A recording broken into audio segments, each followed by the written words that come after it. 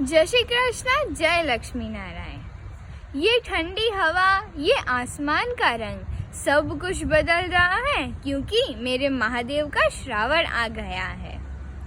શ્રાવણ મહિનો આવે એટલે માનવામાં આવે કે હિન્દુઓના તહેવાર ચાલુ થયા। ભારત સંસ્કૃતિમાં શ્રાવણ મહિનાનું એક અલગ જ મહત્વ હોય છે। બધા આ મહિનામાં વ્રત કરે, ઉપવાસ કરે અને ભગવાન શિવની આરાધના કરે છે। કહેવામાં આવ્યું છે કે ભગવાન શિવને આ મહિનો ખૂબ જ પ્રિય હોય છે। જે પણ કોઈ આ મહિનામાં શિવજીની પૂજા અર્ચના કરે છે તો તેની બધી જ મનોકામના પૂર્ણ થાય છે। એટલા માટે જ તો શ્રાવણ મહિનો આવે ને મંદિરોમાં ભીડ થવા લાગે છે। પણ આપણને એ ખબર છે કે શ્રાવણ મહિનો આટલો ખાસ કેમ માનવામાં આવે છે ને કેમ શિવજીને શ્રાવણ માસના દેવતા કહેવામાં આવે છે? પૌરાણિક વાતોથી સાંભળવામાં આવ્યું કે પ્રજાપતિ દક્ષની પુત્રી સતી તેનું જીવન છોડ્યા બાદ હિમાલય રાજાના ઘરે પાર્વતીના રૂપે જન્મ લીધો। પાર્વતીજી શિવને પતિ માનતા હતા।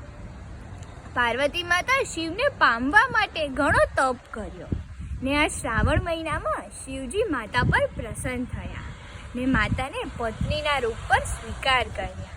ભગવાન શિવે માતા પાર્વતી સાથે શિવરાત્રિના દિવસે લગ્ન કર્યા હતા। માતા પાર્વતી શિવજીને શ્રાવણ મહિનામાં મળ્યા હતા, એટલા માટે શિવજીને આ મહિનો ખૂબ જ પ્રિય છે।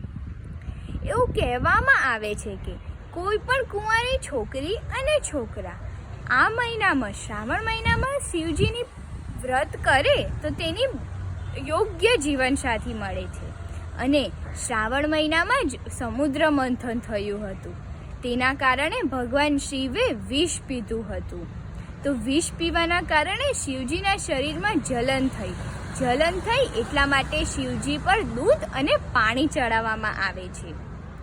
તેથી કરીને શિવજીને શ્રાવણ માસના દેવતા માનવામાં આવે છે। દેવો કા દેવ શિવ, શિવ महादेव तू ही शंभू है नीलकंठ तू, हर जन्म करूँ तेरी बंदगी, तेरे चरणों में मेरी बीते जिंदगी।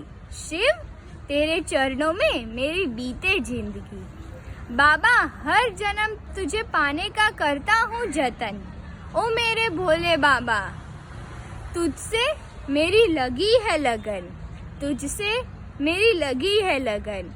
शंकरा ओ भोले शंकरा, हर हर महादेव। जय श्री कृष्ण।